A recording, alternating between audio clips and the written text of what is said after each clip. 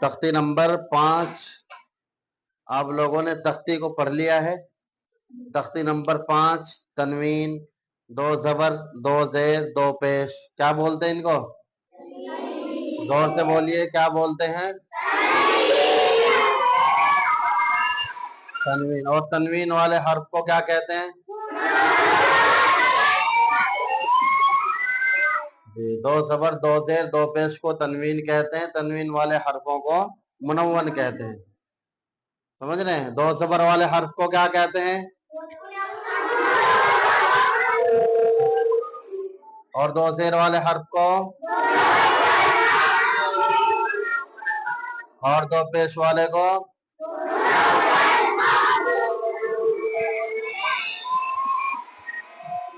दो जबर वाले हर्फ को हाँ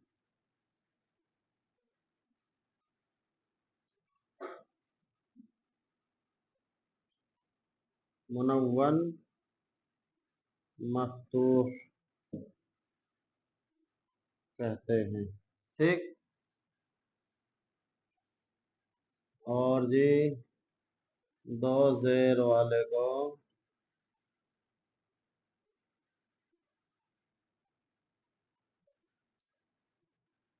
मुनव्वन मकसूर कहते हैं। 2 पेश वाले को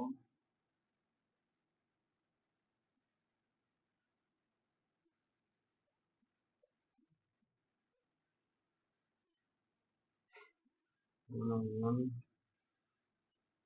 मजमूर कहते हैं। समझे?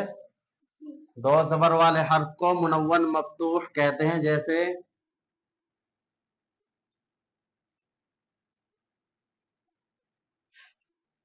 बा 2 जबर बन,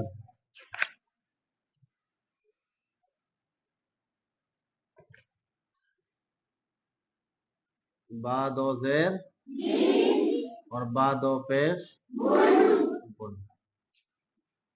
इसमें और इसमें बा जबर बा जेर बी, बा पेश। इनमें फर्क सिर्फ ये है कि ये 1 जबर वाला हर्फ है, ये 2 जबर वाला है। ये 1 जेर वाला है और ये 2 जेर वाला है। और ये 1 पेश वाला है, ये 2 पेश वाला है।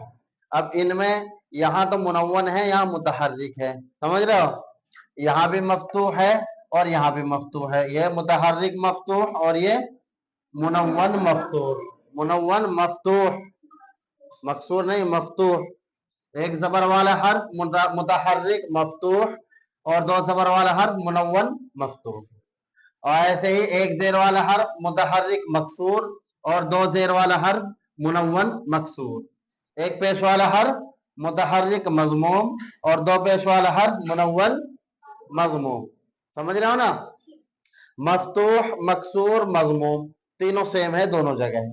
1 जबर वाले में भी, 1 जेर वाले में भी, 1 पेश वाले में भी, और 2 जबर वाले में भी, 2 जेर में भी, 2 पेश में भी। बस सिर्फ शुरू का हर्फ चेंज होगा। मुतहर्रिक की जगह मुनव्वन लग जाएगा और 1 जबर है तो मुनव्वन की जगह मुतहर्रिक लग जाएगा। समझे?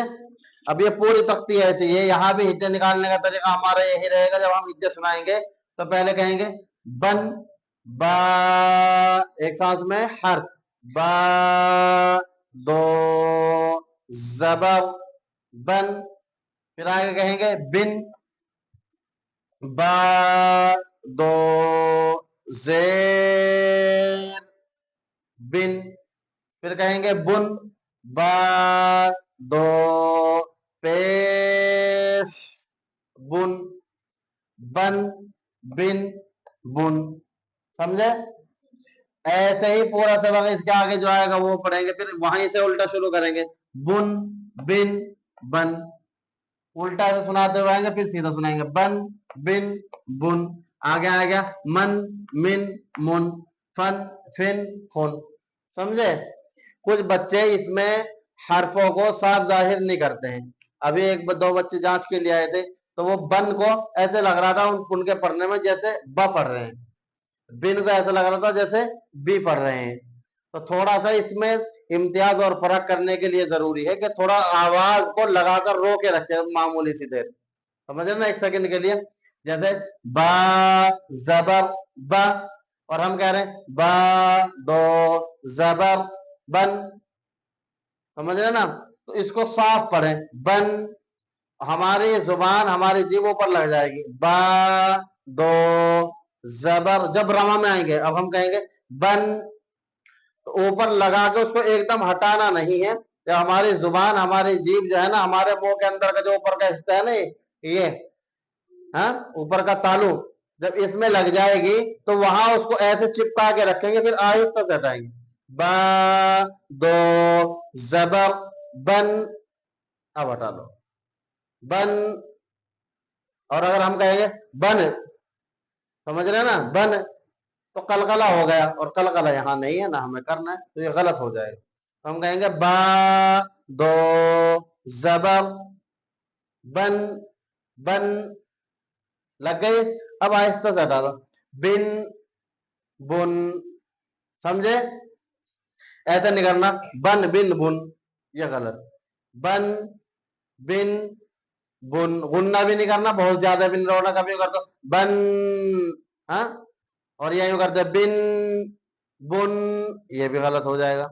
बस मामूली झटका नहीं लगना चाहिए, बन बिन बुन, समझ रहे हो, और खूब जोर से पढ़क रहे, हौसले के साथ बुलंद आवाज से पढ़क रहे। ऐसे ही ये पूरी तख्ती, बस ये 3 लफ्ज हमने आपको समझा दिए हैं, इनसे ही समझ लो पूरी तख्ती आपकी समझ में आ जाएगी, अगर आप समझने वाले बच्चे हो तो।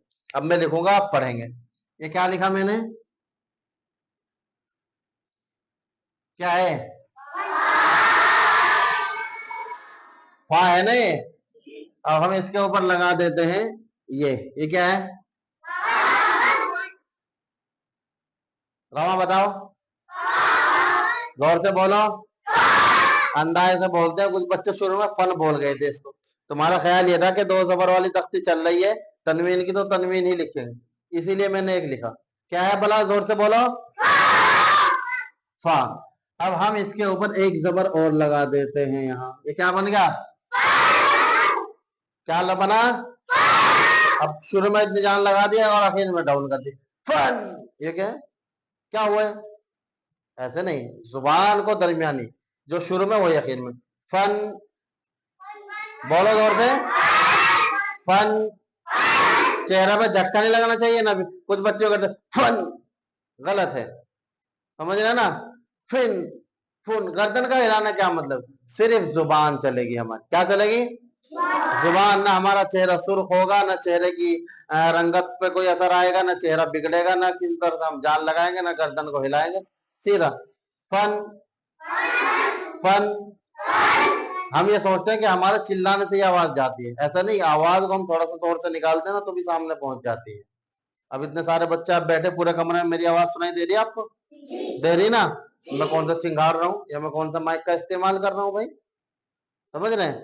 तो इसलिए आप भी अपने जहन को सुकून में रखा करें, और अपनी सोच को भी मुनासिब रखें, ऐसा ये ना सोचे कि नहीं मैं इतने जोर से चिंगाड़ूंगा जब भी आवाज जाएगी मेरी, नहीं, आहिस्ता बोलने से भी आवाज जा सकती है। सिर्फ ये ख्याल रखें, मुझे जो आवाज निकालनी है, जो मुझे पढ़ना है, वो शुरू से आखिर तक एक ही आवाज में पढ़ना है और सफाई से पढ़ना है, समझे। तो हम कहेंगे फन, क्या बना, इज्जत निकालो,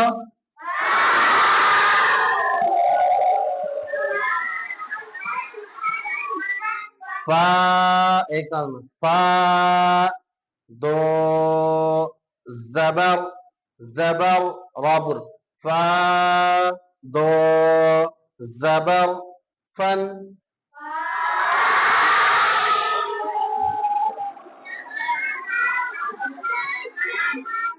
ये क्या बना,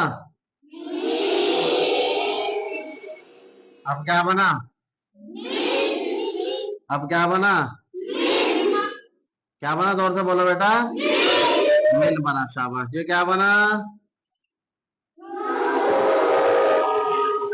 अब क्या बना, ना बन गया, अब क्या बना, अब क्या बना, जोर से बोलो, नो बन गया, अब क्या बन गया,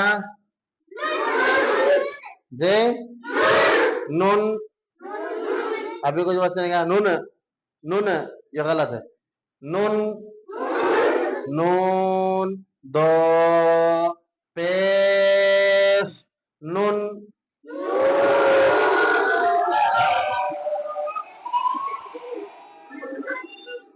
ये क्या बना? ये क्या बना? ये क्या बना? ये क्या बना? शाबाश और शाबाश। तो ना बात, ये क्या बना? और ये क्या बना? आगे नहीं पढ़ना, आ गया ना? अब एक तख्ती में कई कई महीने लगा दो, तुम बताओ क्या? एक तख्ती को सिर्फ समझने तक की देर है, समझे ना? जब कोई तख्ती हमारी शुरू होती है उसको समझने में जो वक्त लगेगा, बस उस पर मेहनत करो। जब वो तख्ती हमारी समझ में आ गई फिर नो टेंशन, समझ रहे नहीं? फिर तो तख्ती के शुरू में भी ऐसा ही और तख्ती के आखिर में भी ऐसा ही, तो पूरी तख्ती चाहिए इकट्ठी सुना दो, समझ रहे हो? लेकिन तख्ती को जब समझाए, तख्ती को जब आपकी शुरू कराए, उस वक्त में उस तख्ती को मजबूती से समझना है, ध्यान से सुनना है, मजबूती से याद करना है, समझ रहे हो? फिर इंशाल्लाह आपको किसी भी तरह की परेशानी या दुश्वारी में नहीं आएगी। बस बंद कीजिए।